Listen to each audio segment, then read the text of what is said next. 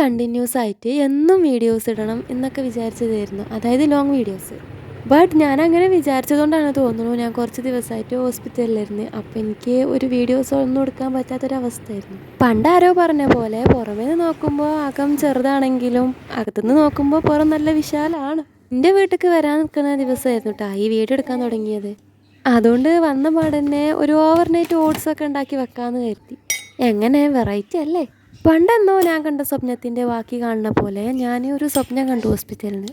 അപ്പോഴാണ് ഞാൻ റിയലൈസ് ചെയ്യണത് ഞാൻ പൊട്ടബുദ്ധിക്ക് പണ്ടൊക്കെ ചിന്തിച്ചിരുന്ന പല കാര്യങ്ങളും എൻ്റെ ലൈഫിൽ നടന്നിട്ടുണ്ട് എന്ന്. പണ്ട് ഞാൻ ചിന്തിച്ചിരുന്നത് ഈ കഥകളിലൊക്കെ കാണുന്ന പോലെ നല്ല പൈസക്കാരായിട്ടുള്ള ആൾക്കാരൊക്കെ വന്ന് കണ്ട് നമ്മളെ കല്യാണം കഴിക്കും, ഈ ഫെയറി ടെയിൽ കഥകളിലൊക്കെ പോലെ നമ്മളെ ആരെങ്കിലുമൊക്കെ വന്ന് കണ്ട് അങ്ങനെയൊക്കെ കൊണ്ടുപോകും, അങ്ങനെയൊക്കെ ഞാൻ വിചാരിച്ചിരുന്നത്. നമ്മൾ പാവങ്ങളാണല്ലോ എന്നായിരുന്നു ഞാനത് വല്ലാതെ ആഗ്രഹിച്ചു എന്നൊന്നുമല്ല ഞാൻ പറയണത്. നമ്മൾ അന്നൊക്കെ ഇങ്ങനെ മനസ്സിലതൊക്കെ കണ്ടിരുന്നു, അങ്ങനെ അങ്ങനെയൊക്കെ ഉണ്ടാവും എന്നൊക്കെ. എൻ്റെ ഉമ്മാൻ്റെ വീടിൻ്റെ അടുത്ത് ഒരു റിച്ച് ആയിട്ടുള്ള ഒരു ഫാമിലിയൊക്കെ ഉണ്ടായിരുന്നു. ഓലെയാണ് ഞാൻ ഏറ്റവും കൂടുതൽ അങ്ങനത്തെ കാര്യത്തിലൊക്കെ ഞാനിങ്ങനെ ഇമാജിൻ ചെയ്തിട്ടുണ്ടായിരുന്നത്.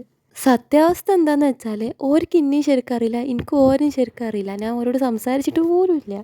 പക്ഷേ എന്നിട്ടും എന്തിനാണ് ഞാൻ അങ്ങനെ ചിന്തിച്ചതെന്ന് ആലോചിക്കുമ്പോൾ പിന്നെ ഞാനൊരു +1 +2 ഒക്കെ പഠിക്കുന്ന ടൈമിൽ ഞാൻ അതൊക്കെ ഒരു ക്രിഞ്ചായിട്ടൊക്കെ എടുത്ത് അങ്ങനെയൊന്നും ഞാൻ ചിന്തിക്കേണ്ട ആവശ്യമില്ല, അതിൻ്റെ ഒന്നും ആവശ്യം നമുക്ക് ഇല്ല, അങ്ങനെയൊക്കെ ഞാൻ മനസ്സിലാക്കി. പിന്നെ അതുമല്ല നമ്മളൊന്നും അക്സെപ്റ്റ് ചെയ്യാൻ വേണ്ടിയുള്ളത് നമുക്ക് എന്ത് ക്വാളിറ്റിയാണ് ഉള്ളത്, എന്തിനാണ് അങ്ങനെയൊക്കെ ചിന്തിക്കേണ്ട ആവശ്യം, അങ്ങനെയൊക്കെ ഞാൻ മൈൻഡിൽ സെറ്റാക്കി. കാലങ്ങൾക്ക് ശേഷം ഞാൻ ഇപ്പോൾ റിയലൈസ് ചെയ്യണത് എന്താണെന്ന് വെച്ചാൽ ഇന്ന കല്യാണം കഴിച്ചിട്ടുള്ളത് അങ്ങനെ ഒരു ഫാമിലിക്കാണ്, ഞാനിപ്പോൾ ജീവിച്ചുകൊണ്ടിരിക്കുന്നത് അങ്ങനെ ഒരു ഫാമിലിയിലാണ്, അതായത് നല്ല റിച്ചായിട്ട്. അപ്പം എനിക്ക് ആലോചിക്കുമ്പോൾ തന്നെ അതൊരു അത്ഭുതമായിട്ട് തോന്നുന്നു. നിങ്ങൾ വിചാരിക്കണ പോലെ പെട്ടെന്ന് അങ്ങനെ ആയിന്നല്ല, ഇതൊക്കെ പ്രശ്നങ്ങളോട് പ്രശ്നങ്ങൾ, എൻ്റെ ലൈഫിൽ കുറേ പ്രശ്നങ്ങൾ വന്നതിൻ്റെ ശേഷമാണ് അങ്ങനെ ഒരു സംഭവം നടക്കുന്നത്. ഞാൻ ഫേസ് ചെയ്ത കാര്യങ്ങൾ എനിക്ക് ആലോചിക്കുമ്പോൾ എനിക്കിപ്പോഴും ഒരു അത്ഭുതമാണ്, ഞാൻ അത്രയൊക്കെ ഫേസ് ചെയ്തത് എങ്ങനെയാണെന്ന് ഇപ്പോൾ എനിക്ക് തോന്നും.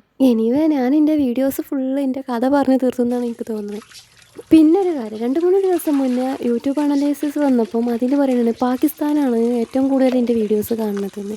അതെങ്ങനെയാണ് എനിക്കിപ്പോഴും മനസ്സിലായിട്ടില്ല. ഞാൻ മലയാളത്തിൽ വോയിസ് ഓവർ ചെയ്യുന്ന വീഡിയോക്ക് എങ്ങനെ പാകിസ്ഥാൻ വ്യൂസ് വന്ന്, ഇനിയിപ്പോൾ എനിക്ക് വട്ടായതാണോ പാകിസ്ഥാനർക്ക് വട്ടായതാണോ എന്നറിയില്ല, കോഴി വരെ കോഴി തൊട്ട്. അപ്പോൾ ഇൻഷാ അല്ലാഹ് അടുത്ത വീഡിയോ കാണുന്നവരെ ടാറ്റാ ബൈ. പിന്നെ ഒരു കാര്യം, ഈ വീഡിയോ എവിടെ നിന്നാണ് കാണുന്നത് എന്ന് കമൻറ്റ് ചെയ്യണേ.